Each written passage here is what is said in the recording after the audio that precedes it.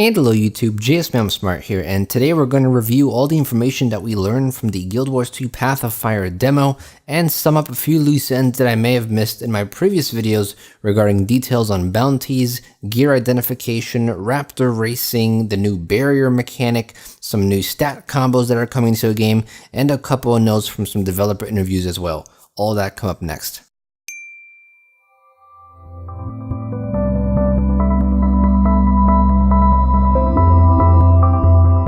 What's up guys, GSmaniamsmart here to another brand new video for Gaming with GS. Thanks for stopping by, glad to have you for another video, and this past weekend has been pretty exciting. We all played the Guild Wars 2 Path of Fire demo, or hopefully you've played it. If you missed out on it, don't worry, because next weekend there will be another demo.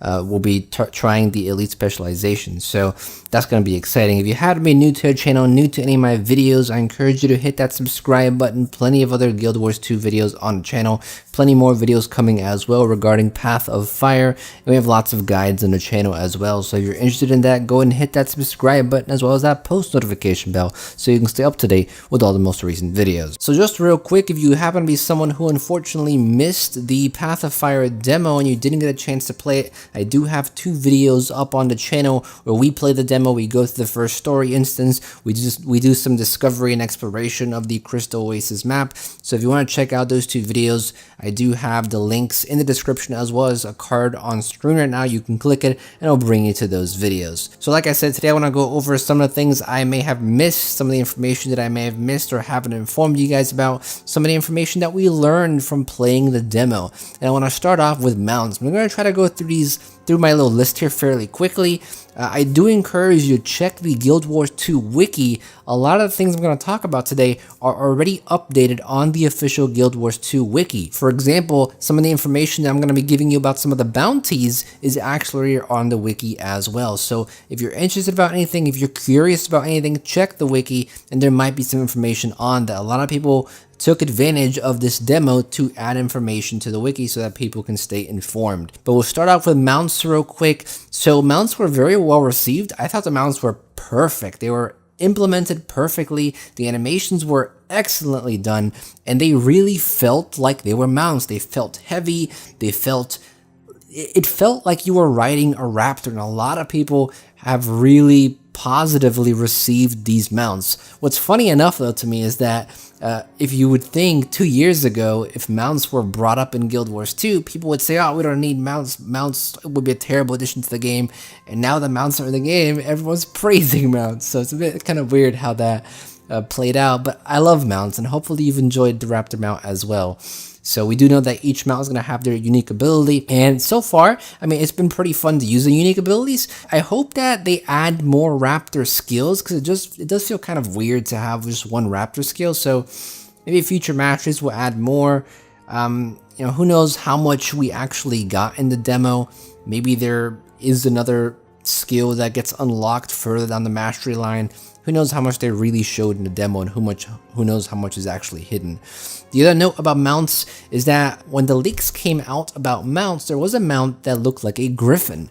Now, this mount was not talked about in the trailer, it was not talked about in the announcement video, and we don't see anything about a griffin in any of the mastery tracks either, nor in the demo.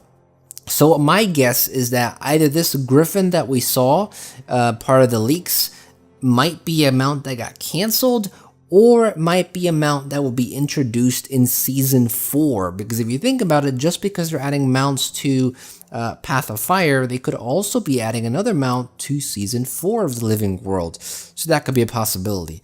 It's also known now that we can dye mounts. If you hadn't figured it out yet, same way you would dye your clothes, if you click the dye button, you're also able to dye your mounts in a variety of different colors. So that was pretty cool as well. And one other thing that I almost forgot about is mount racing. Now we will have events. There's actually an event that was put into the demo that focused around racing against other players on your mount.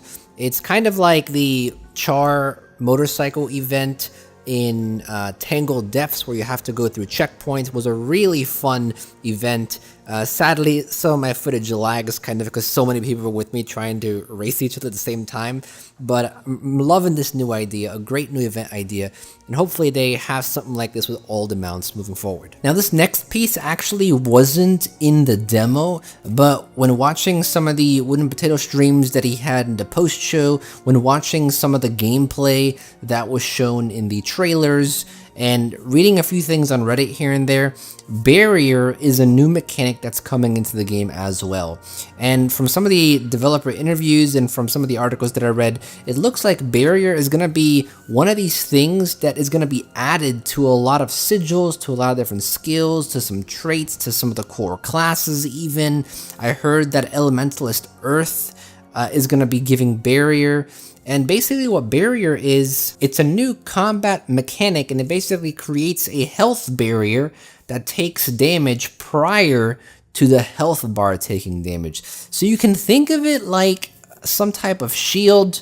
If you've played League of Legends, you know what Barrier does. In League of Legends, there's an ability called Barrier, and essentially all the damage that gets pushed towards you when you activate a barrier, it doesn't go through your health bar, it goes through that extra layer of protection. Same way that there's the Bloodthirster in League of Legends. The Bloodthirster gives you a shield on top of your health. It's basically giving you extra health. The cool thing about Barrier though is that it's actually being scaled off of healing power. Not only that, but it's also based off of the recipient's vitality. So vitality and healing power are two stats that aren't very important in PvE specifically. The only time a person really builds vitality if they're going against like heavy condition damage.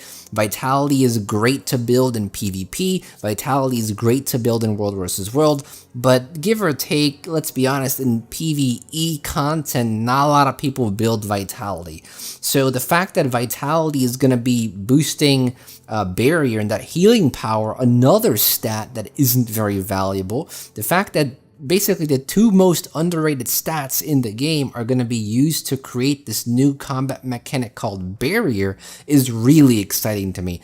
This could put a lot of value on some of these stats, could put a lot of value on some of these gear sets that we're going to be getting, and a bit more on gear sets in a second, but I'm really excited about that. And if you want more information on Barrier, there is an article on the wiki that explains a bit more about what skills we'll have and what traits we'll have it. So information on that if you want to take a look at it. But really cool stuff. I'm excited for this new mechanic. Now I know I touched on bounties a little bit, and unfortunately I wasn't able to record any footage of me completing a bounty because the time that I did have to record the footage, it was only me and maybe one or two other people fighting the bounty, and we didn't even get it done.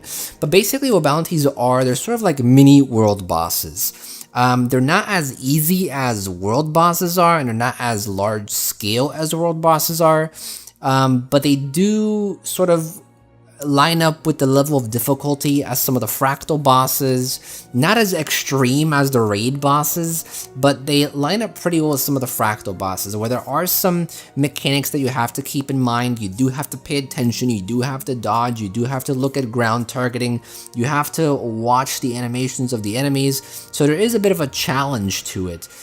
One thing that really comes close to it were the bounties that you had to collect in Queensdale when you were fighting with the Shining Blade. You were also trying to kill bounties, and those fights were also very close to these fights where you had to pay attention.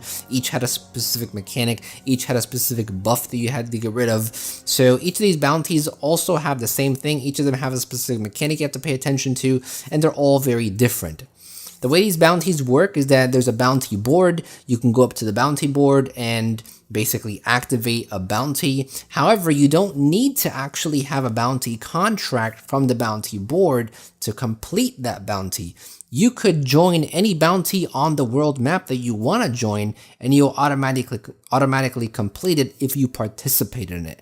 The bounty board really isn't used to reward you. It's mainly just to activate the events. So even if your friend activated one bounty, you activated another bounty, then you could both complete those bounties. and it's actually really easy to navigate through the system. Now, the only thing I'm curious about this bounty system is whether they're going to add a bit more to the bounty board, because I felt like the bounty boards didn't really give a lot of information. I was hoping they would add little tips about, maybe you should bring some type of crowd control, maybe you should bring some type of Condi cleanse, or, focus your build around condition damage.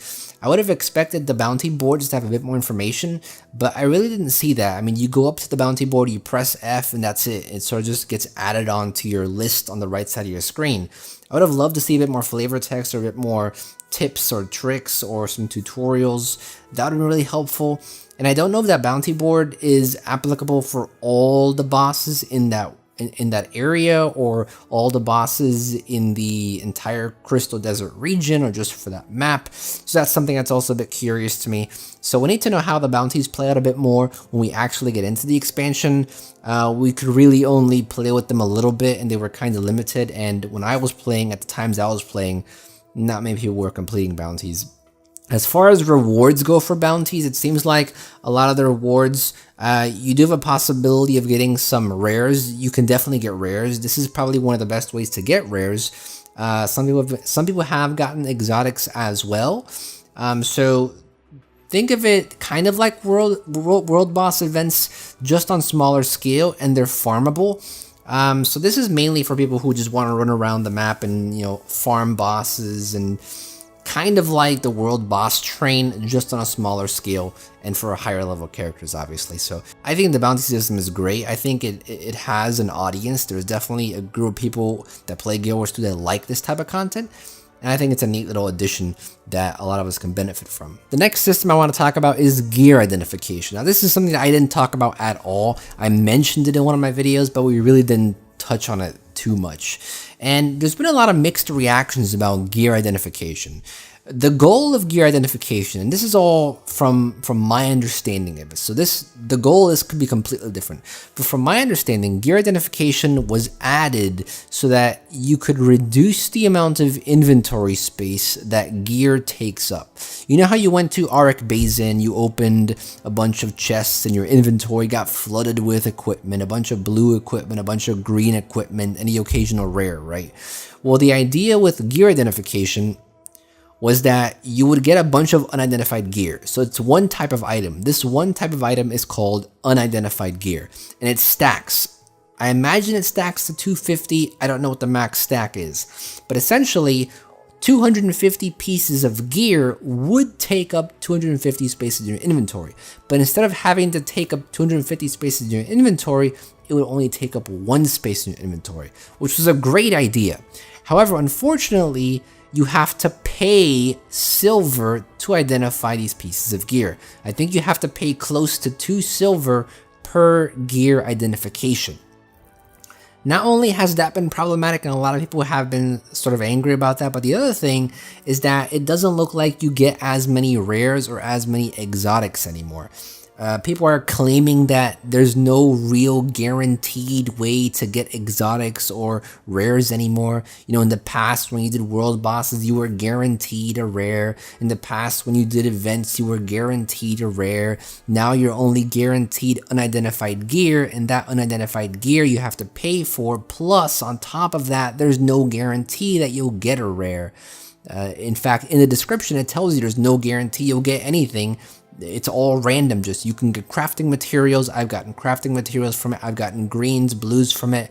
I've even gotten rares from it. So there is a possibility you can still get rares and exotics. Some people are claiming that that's not true. You can't get rares, but I've gotten rares from it, and I've seen other people get rares from it too. So I think the main problem here is that people are understanding that the goal of this was to free up inventory space, and the trade-off for that is having to pay a small amount. Now, the only real big problem I see here is that when you want to salvage all, because the unidentified gear is marked as green, you could be salvaging that unidentified gear, and if you salvage the unidentified gear, it turns into crafting material. So like I said, you could pay those close to 2 silvers to identify that gear, and the result is green, blue, orange, whatever. It could be any rarity, or it could be crafting material, or you could choose to not pay anything and you don't identify that gear and you just salvage it. And if you just salvage it, you get crafting material. So those are your two options.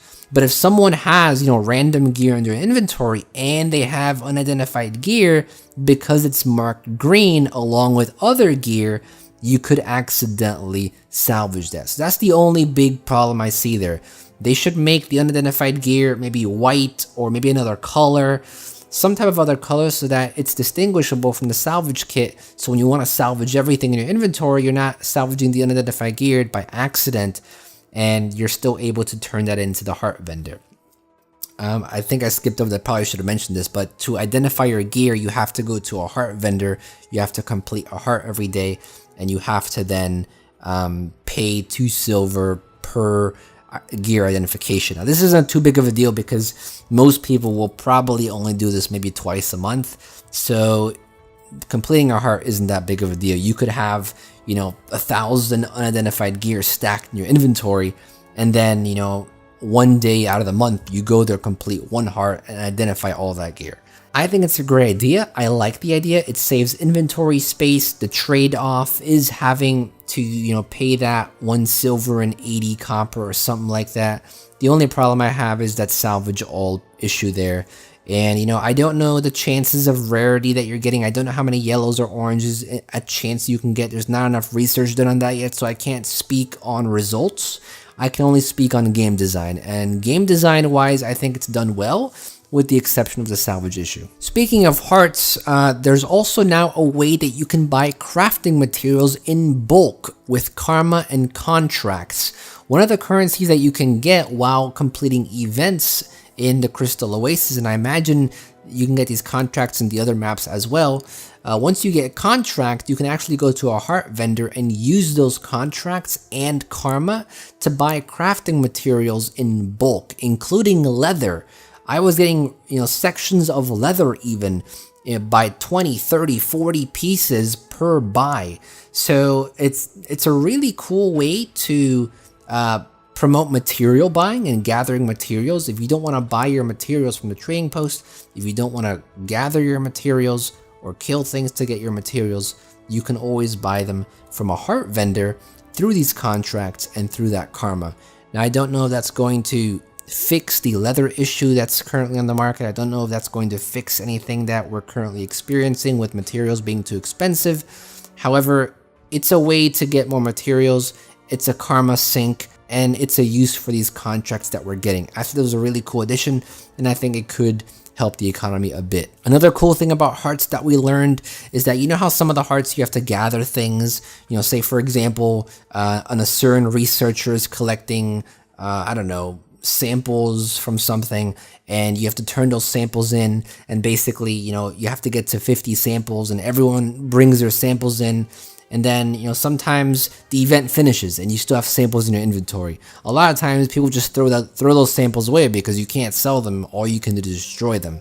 Well, now if you happen to have additional event items in your inventory, or additional samples in the case of my example, then you could actually sell that event materials or those event items to the heart vendor for additional karma. So it's a great way to actually not just throw things out or destroy them anymore. They're being made to use.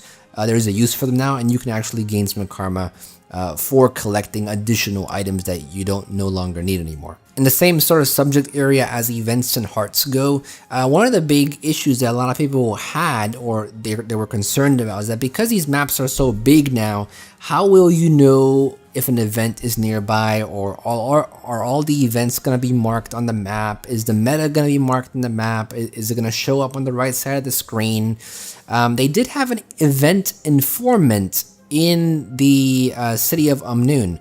So there was an NPC there that basically said, oh, these events are going on right now, and your character could say, I want to do this event, point me in the right direction, and it will get marked on your map. Now, I think this is a great idea because a lot of times people don't know that there are events going on.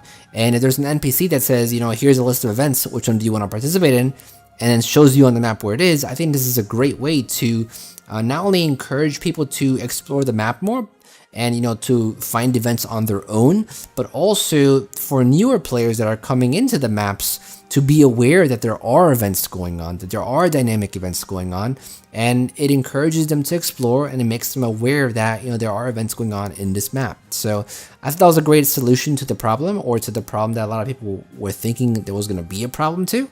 I think the event informant person is a great idea, and hopefully they carry that over to the other maps. Now, I did see several questions in map chat about whether there's a meta event for these maps. For the Crystal Oasis map, there was a meta event, but it revolved around casino coins. So I don't think that was the real meta event. Maybe it was. I don't know if there's going to be a meta event across the maps. I imagine there will be, so there's no real official word on that yet. One thing I also saw in the demo was something called trader keys. It seems like they're continuously going on with the tradition of having one currency per map, and then with that one currency you can open chests or open some type of boxes, or some type of, how we had script contracts in Ember Bay, and you can open I forget what it was, little boxes or little bags you can open with that script contract that the script could open or dig up for you. Well, same thing here. Basically, you have trader keys, and similar to Silver Waste and similar to Dry Top, where you have keys and you can open chests. Basically, same thing here. You get trader keys in the Crystal Oasis, and those trader keys you can then open chests that are scattered across the map. You don't need to discover them or dig them up like you do in Silver Waste. They're just laying around in places, and you can use your trader keys to open them up.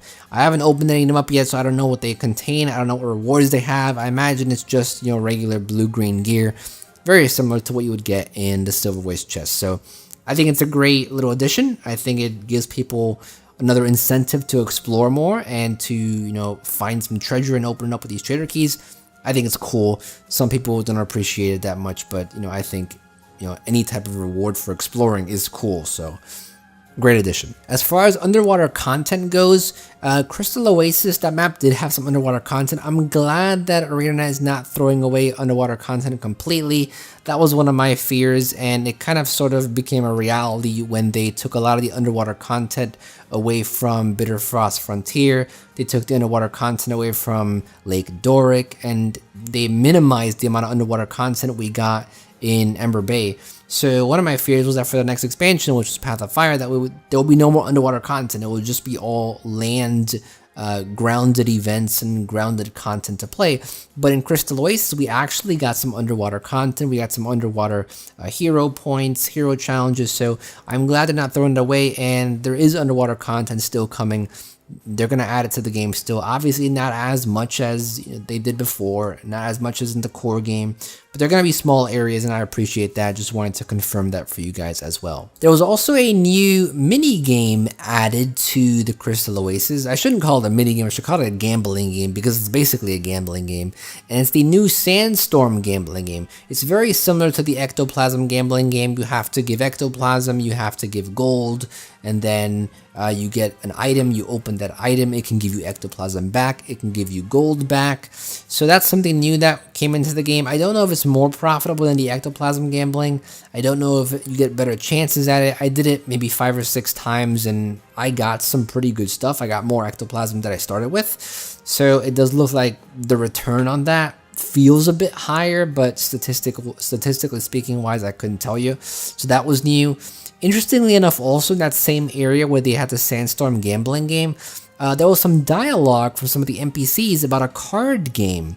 Now, we did get a little teaser in, I forget what the area is called now, but the new PvP lobby, and if you win the monthly tournaments in the PvP lobby, then you get like this pass to go in this very high prestigious place where all the services are, and all the tournament winners can go there, and they can use some controls to control some of the elements in the fighting arena pit. Well, in that area, it was rumored, and I think there might have been a screenshot as well, of a card game setup. There was some cards on a table, and I think these are the same cards that you see now in the Crystal Oasis here. And there's some NPC dialogue of a card game being played. Now, I'm very curious if they're going to add a card game to the expansion, because there's a lot of different tables in that gambling area, where people are playing mini games and card games, and they have a gambler there that does ectoplasm. So I wonder if they're going to add another gambling game that deals with cards. That would be really awesome to see a card game in Guild Wars 2. That would be fantastic. The Final Fantasy IX Tetra Master card game, I loved it, and having one in Guild Wars 2 would be really cool. The next thing on my notes here is sort of out of place. I have a note here saying that the second preview weekend will be starting August 18th, and we're going to be allowed to use our next elite specializations. So the new elite specializations, the Weaver, the Scourge, the Firebrand, the Deadeye, those new elite specializations and all the other ones, you're going to be able to try those out next weekend on August 18th, but only in World vs. World and SPVP. So we're not going to be able to try them out in PvE, but we'll still be able to try out all the skills, all the traits in World vs. World and in PvP. So look forward to that. That's the reason why we weren't able to try elite specializations out this time around, because this time around it was sort of showing off the mount, showing off the map, showing off the story instance. Next time around, next weekend, we'll get the elite specializations. Another thing that we learned is that just like there's a weapon swap, there's going to be a mount swap, so you can swap mounts whenever you feel like it. You can't have multiple mounts equipped, but you can swap them just like you can swap weapons. Another question that I saw flying around Twitter was whether you could be 2 elite specializations at once. So basically, a few people asked, can you be a Tempest and can you be a Weaver? Can you be a Daredevil and can you be a Deadeye? Can you be a Druid and a Soul Beast? All those different things. So no, you can't. And it's very clear why. The point of elite specializations is to specialize in something. It's to specialize in something, some type of role, some type of thing that you can do very, very well at. So it'd be kind of weird if you were a Reaper and you were using Death Shroud and then you become Scourge now, you have a new F1 or new F2 skill, then what happens to your Shroud skill? Does it just go away? Do you just have it there too? Same with Tempest. You have overloads on Tempest, but when you change the Weaver, you're going to have the ability to combine elements. So, how would it work if you have Tempest and Weaver together? How would those elite specs work together? So that's why you can't be 2 elite specs. You can't trait 2 elite specs in your specializations. You have to pick 2 core specializations, and in your elite specialization, your third one, you can pick whether you want to be Tempest or Weaver or Scourge or Reaper or, whatever the 2 elite specializations that we have now, you have to pick between those 2. So just thought I'd throw it out there because that was a question that a lot of people had, including my friend had this question too. I was in a Skype call with him and he's asking me, can I be Reaper and Scourge? I told him, no, you can't do that. That's the whole point of elite specializations. You have to pick one and specialize in something. So there's that. Another piece of news was that we're going to be getting 4 to 5 new stat sets. So new stat combo sets for armor, for gear. I don't have all the information on this yet. We don't know the exact specifics on which stats we're going to be getting. I do know there's going to be one that's going to be power, precision, condition damage, and healing power. So power and healing power are the main stats. Precision and condition damage are the secondary stats. I'm not exactly sure who would use this. Would it be maybe Spellbreaker who uses this? Scourge who uses this? I'm not entirely sure. It looks like a support / damage stat set, but definitely an interesting stat set to say the least. And the other stat set, which is the one I'm really excited for, is power, precision, ferocity, condition damage. All of the offensive stats in one stat combo. Power and condition damage is going to be the main, and then we have precision and ferocity as a secondary. This is the one a lot of people are excited for because you can go super glass cannon. Not only that, but it also opens up the book to having, true hybrid power, condition damage classes and builds. Before you could really only pick one. Do you want to do condition damage or do you want to do power? Now there's an opportunity to actually mix those 2 together and actually have a hybrid style build. So really exciting for that one. I don't know what the other 2 or 3 are. There's supposed to be 4 to 5 new stat sets. 3 to 4 of them are going to be 4 stat combos, and one of them is a 3 stat combo. So we'll have to see which ones those are when the expansion gets released. Maybe they'll preview some in PvP next week, Maybe there'll be some new amulets that we can try out. Who knows? And the last piece of information that I got from some developer interviews, I think Wooden Potatoes in his post show, when they had the expansion announcement, he shared some interviews. And one of the pieces of information, and this sort of sums up a lot of the interviews. So instead of talking about each interview and sort of giving you the bits and pieces that I thought were interesting, I thought I'd basically give you the biggest thing that I saw from this interview. And a lot of the interviews kind of said the same thing.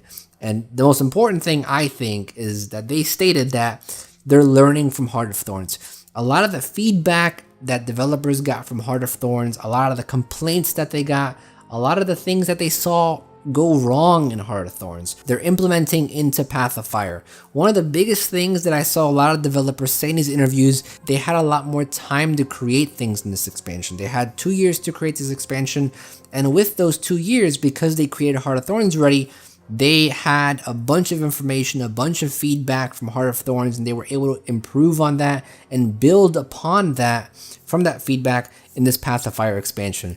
So, a lot of the things that were wrong in Heart of Thorns are supposed to be ironed out and much better in this expansion.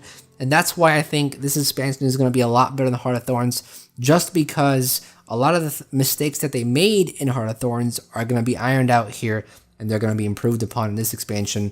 And listening to some of the developer interviews, you could tell that a lot of them really tried hard and, really put a lot of work into this and trying to make it a good game for the fans, listening to the fans and, understanding what they want and trying to implement that. And you can really tell, just Elementalist Sword, everyone's been wanting that, and it was pretty much a given that they were going to have to do it this expansion.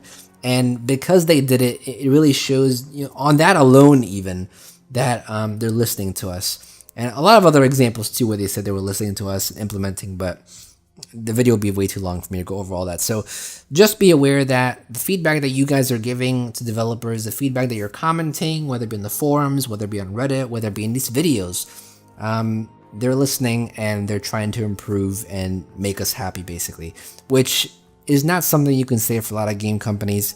So I really do appreciate that, and I'm glad that we have such developers that really appreciate fan feedback. And that is basically everything that we learned from the demo, from the interviews, from the articles, from all the information I could gather from the many different sources. Hopefully I've summarized everything up for you. If I missed something important that you thought was really crucial to mention, leave it in the comment section below. Make sure you check that comment section below, because there might be some people that are a lot smarter than I am, that have done a lot more research than I did, and there might be bigger fans than I am, and they probably have some pretty cool stuff to share. So check that comment section, leave a comment down below if you have something to share, if you're excited about anything, if you have any feedback, leave a comment down below. And if you haven't subscribed to the channel, go ahead and subscribe to the channel. Plenty more videos to come about Path of Fire.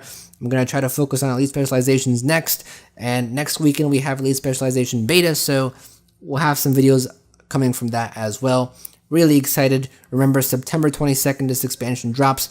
And if you want to go ahead and purchase this expansion, you can do so by clicking my own affiliate link. I finally have an affiliate link now. It's been a while. I've been trying to get this done. I've always been forgetting about it. But now that the new expansion is coming out, I thought I'd sign up for it. So if you haven't purchased Heart of Thorns yet, if you want to help and support my channel a little bit, there's no additional price for it. You still pay the same price as you would if you'd buy it from the official website. But if you purchase it through my link, you'll still buy it from the website, but basically a portion of that money gets sent to me. So it sort of supports the channel out. So that would be really appreciated. Then again, though, you never have to do that. I obviously don't advise you to pre-order. If you don't want to pre-order, don't pre-order, because you want to buy something that you know you're going to like, that's been reviewed, that you know is good quality content. So if you feel like the demo wasn't that great for you, if you feel like you still aren't sold on the expansion, if you want to wait for the reviews, then by all means, wait for the reviews. By all means, wait till more people play the actual expansion, and then you can make your decision then. I always advise people to do that, and never to pre-order if they don't feel comfortable pre-ordering. So that pretty much covers it for today's video. Thank you for watching, everybody. It really means a lot and always appreciated. And if you missed any of my previous Path of Fire videos, The last 4 or 5 videos we did are all on Path of Fire, so just check the channel and you'll see those few videos in the recent uploads section. And if you want to check out my most recent video, you can click the annotation here. If you want to check out a similar video to this one that you might like, you can click the annotation here. Want to subscribe to the channel or any of my other channels, you can click the annotation here. And if you want to donate $1 to my Patreon page and go the extra step, you can click the annotation here. That's pretty much it, guys. Thank you for watching as always, and this is GSmaniamsmart. I'll be back sooner than you think. Now to go watch tonight's episode of Game of Thrones. Who else is watching?